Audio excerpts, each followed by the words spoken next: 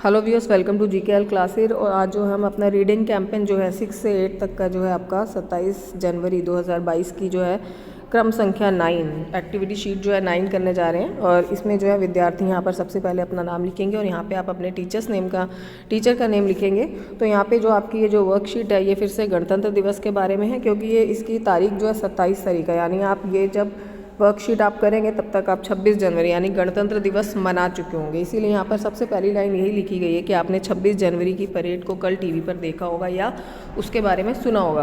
क्योंकि ये जो आपकी वीडियो ये एडवांस में बन रही है, तो आप 26 जनवरी को जो है ये परेड जो है आप अपने टीवी में देख सकते हैं। और यहाँ पे जो अब यहाँ बताया गया है कि हम जो है गणतंत्र दिवस क्यों मनाते हैं। हमारे देश का संविधान 26 जनवरी 1950 को लागू हुआ था। इसी खुशी को हम हर साल गणतंत्र दिवस के रूप में मनाते हैं। अब भारत का संविधान बनने में कितना समय लगा था उसके बारे में बताया गया है कि ये जो संविधान जो लागू हुआ था इसको बनने में पूरे 2 साल 11 महीने व 18 दिन का समय जो है वो लगा था। क्योंकि हमारे संविधान की बात है तो ये बेसिक है जो आप सभी को पता होना चाहिए। इसके बाद यहाँ पे बताया गया है कि पूरे देश में गणतंत्र दिवस के उपलक्ष्य में अनेक कार्यक्रम जो आयोजित किए जाते हैं। तो अभी जो है कोविड की वजह से जैसे स्कूल बंद हैं तो ऑनलाइन फंक्शंस ऑनलाइन कार्यक्रम जो है ये चल रहे हैं।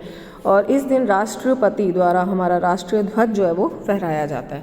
तो और इस दिन दिल्ली के राजपथ पर बहुत बड़े समारोह का आयोजन किया जाता है। अब इसके बाद जो है यहाँ पर इसी लेख पर आधारित जो है यहाँ पर प्रश्न पूछे गए हैं। जैसे पहला प्रश्न है, हम गणतंत्र दिवस क्यों मनाते हैं। तो यहाँ पे आपको जो है इसका उत्तर जो है यहीं पे ऊपर ही मिल जाएगा कि हम गणतंत्र दिवस क्यों मनाते हैं। यहाँ पे इसका उत्तर होगा, हमारे देश का संविधान 26 जनवरी 1950 को लागू हुआ था। इसी खुशी को हम हर साल गणतंत्र दिवस के रूप में मनाते हैं। तो यह आपका जो है प्रश्न नंबर 1 का उत्तर हो जाएगा, उत्तर 1। तो ये आपका पहले प्रश्न का उत्तर है। अब इसके बाद आपका यहाँ पे दूसरा प्रश्न जो पूछा गया है, आप अपने देश के लिए क्या करना चाहेंगे और क्यों, कोई एक बात लिखिए। तो यहाँ पे इसका जवाब लिखा गया है, मैं अपने देश के लिए एक शिक्षक बनना चाहूँगा, क्योंकि शिक्षा का प्रमुख आधार शिक्षक ही होता है। शिक्षक न केवल विद्यार्थी के व्यक्तित्व का निर्माता है बल्कि राष्ट्र का निर्माता भी होता है। तो एक शिक्षक जो है जो एक विद्यार्थी को ट्रेन करेगा तो कल वो विद्यार्थी बड़ा होकर क्या करेगा, देश के काम आएगा। तो इसलिए जो यहाँ पे आंसर लिखा गया है वो शिक्षक के रूप में लिखा गया है। प्रश्न 3 है, निम्नलिखित शब्दों का शामिल करते हुए एक छोटी सी कहानी लिखें और अपने शिक्षक शिक्षिका अभिभावक को दिखाएं और सुनाएं। तो यहाँ पे आपकी कहानी में आपको जिन शब्दों का इस्तेमाल करना है वो है विद्यालय, बच्चे, झंडा, देशभक्ति, शपथ, खुशी और सम्मान। इन शब्दों का इस्तेमाल करते हुए एक कहानी लिखनी है। तो यहाँ लिखा गया है कि हमारे विद्यालय में प्रत्येक वर्ष गणतंत्र दिवस मनाया जाता है, जिसमें सभी बच्चे बढ़ चढ़कर हिस्सा लेते हैं। इस दिन सभी बच्चे स्कूलों में अपने साथ झंडे लेकर जाते हैं और खुशी के साथ यह राष्ट्रीय पर्व मनाते हैं।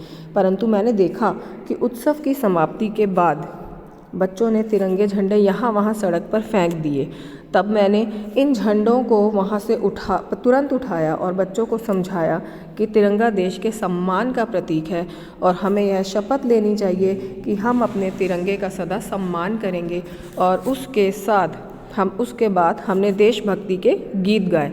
तो यहाँ पे देखो आपने ये जो वर्ड्स थे, जैसे विद्यालय तो हमने विद्यालय शब्द का यहाँ प्रयोग कर लिया, बच्चे वर्ड है तो यहाँ प्रयोग कर लिया, जो झंडा वर्ड है वो हमने यहाँ पे प्रयोग कर लिया, झंडे का तो कई जगह पे प्रयोग हो गया, देशभक्ति शब्द का इस्तेमाल हमने यहाँ किया है। और इसी तरह से शपथ जो शब्द है वो हमने यहाँ यूज़ कर लिया है। और जो है इसी को जो हम खुशी के साथ जो है इस त्यौहार को मनाते हैं।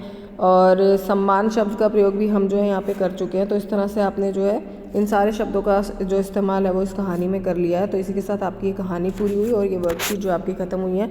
आई होप आपको ये वर्कशीट अच्छे से क्लियर होगी। Thank you everyone for watching.